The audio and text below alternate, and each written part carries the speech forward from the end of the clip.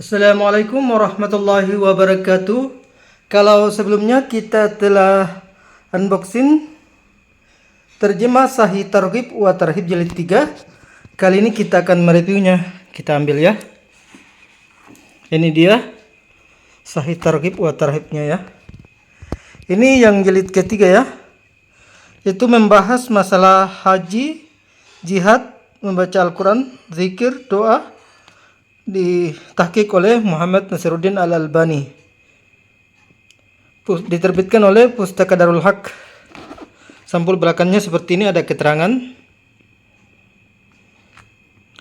Di sini sudah ada nama saya karena ini sudah milik pribadi ya. Kertasnya kertas HVS putih dan jumlah hadis dimulai dari hadis ke 1094 sampai 1684. Oke, langsung kita buka saja. Ini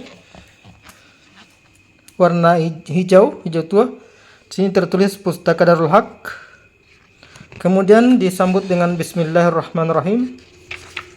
Kemudian ini ada keterangan Sahih Targhib wa Tarhib. Hadis sahih tentang anjuran dan janji pahala, ancaman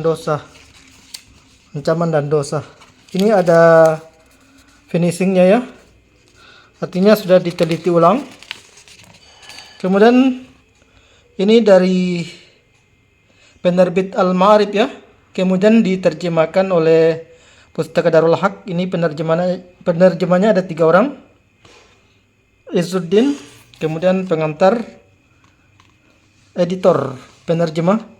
Biografi Al-Hafidz Al-Munziri, nama dan kelahiran Imam Al-Munziri. Selanjutnya guru-guru Al-Munziri ada 8 orang. Berkah ilmu sang imam, murid-murid Al-Munziri. Di sini ada dicantumkan 9 orang. Al-Munziri dalam kenangan para ulama.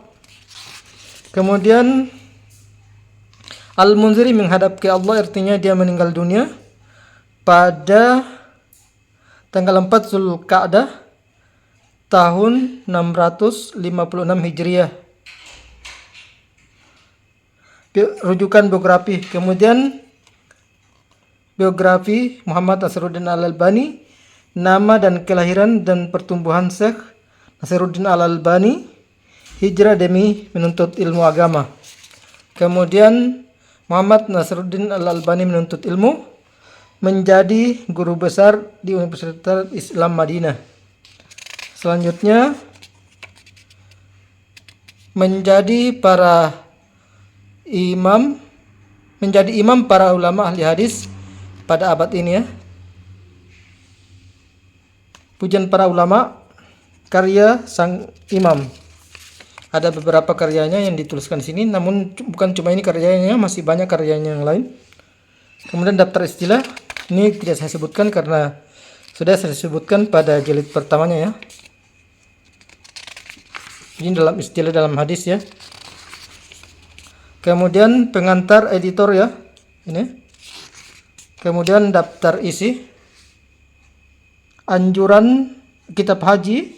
Anjuran melaksanakan ibadah haji dan umrah. Anjuran nafkah.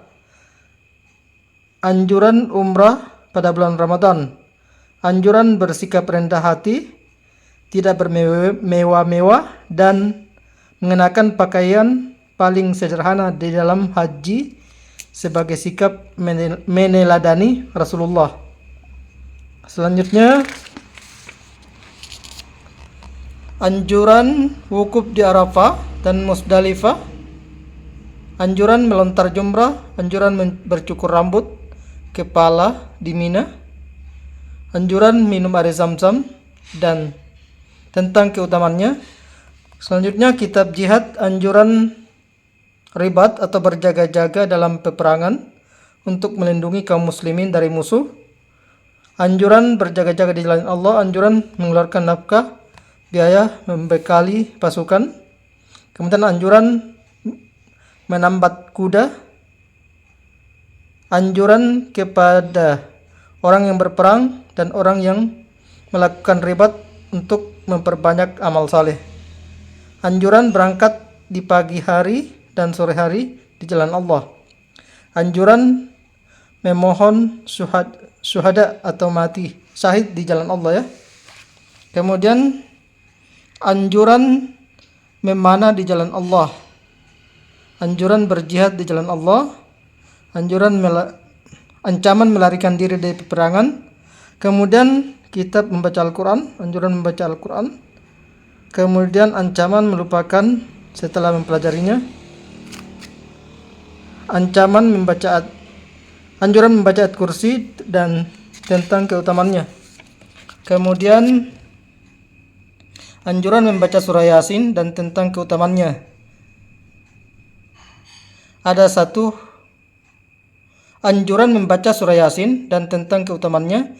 Tidak ada satupun hadis dalam bab ini yang memenuhi standar buku kami. Anjuran membaca surah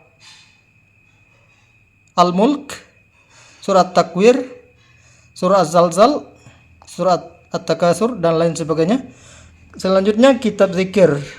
Anjuran berzikir kepada Allah, anjuran menghadiri majelis zikir dan perkumpulan untuk zikir, anjuran mengucapkan la ilaha illallah wahdahu la syarikalah, anjuran bertasbih, bertakbir, bertahlil, bertahmid dengan beragam macamnya, anjuran membaca lafaz yang menyeluruh dari lafaz tasbih, tahmid, tahlil dan takbir, anjuran mengucapkan la haula wala quwwata illa billah, anjuran kepada zikir-zikir yang diucapkan pada malam dan siang, tidak khusus pada pagi dan sore hari. Anjuran membaca ayat-ayat dan zikir seusai salat dan seterusnya. Sekarang kitab doa. Anjuran banyak berdoa dan keutamaannya. Anjuran membaca beberapa kalimat untuk memulai doa. Anjuran berdoa ketika sujud seusai salat dan sepertiga malam. Anjuran terhadap sikap menganggap lambatnya dikabulkan doa.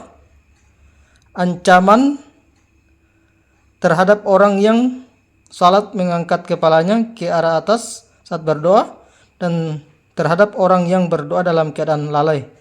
Ancaman terhadap orang yang mendoakan keburukan terhadap dirinya, anaknya, pembantunya, dan hartanya. Anjuran memperbanyak selawat kepada Nabi, dan ancaman meninggalkannya saat nama Nabi beliau disebut. Mungkin itulah yang bisa saya sampaikan pada review kali ini. Untuk jumlah halamannya yang edisi jilid 3 itu ada 484. Di sini ada iklan ya. Ada juga syarah hadis arba'in diterbitkan oleh Pustaka Darul Haq, yaitu berisi 42 hadis. Kemudian ada syarah Kitabul Jami, yaitu kitab yang pembahasan terakhir dari kitab Bulughul Maram. Oke, mungkin itu saja. Kertas hapus putih. Sampai jumpa pada video unboxing untuk jilid keempatnya. Sekian, assalamualaikum warahmatullahi wabarakatuh.